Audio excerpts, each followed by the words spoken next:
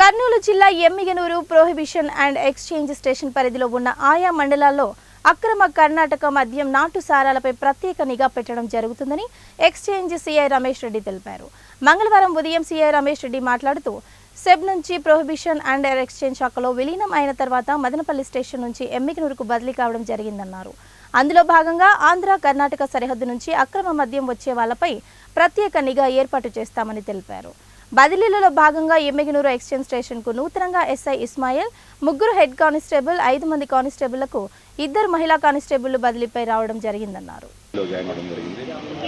ఈ స్టేషన్ పరిధిలో ఉన్నటువంటి కర్ణాటక మద్యం సుంకం చెల్లించిన మద్యాన్ని తెలియని నాటుసారకు సంబంధించిన కానీ ఎక్సైజ్ సంబంధించిన నేరాలను కంట్రోల్ చేయడంలో గవర్నమెంట్ యొక్క ప్రాతిపదికలను గవర్నమెంట్ యొక్క నిర్దేశాలను తప్పకుండా పాటిస్తాం. అందులో మీ వైపు నుంచి కూడా సహాయ సహకారాలు ఉండాలని, ముఖ్యంగా పబ్లిక్ నుంచి కూడా ఏదైనా సమాచారం ఉంటే వెంటనే తెలియవలసిందిగా కోరుచున్నాను.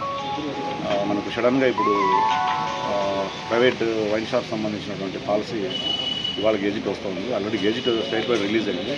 కలెక్టర్ గారు గెజిట్ ఇవ్వగానే స్టేషన్ పరిధిలోనే ఆన్లైన్ ఆఫ్లైన్ అప్లికేషన్స్ కూడా తీసుకోవడం జరుగుతుంది.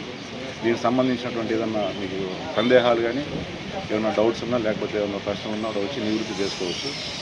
ఇక్కడ కౌంటర్ అయితే ఓపెన్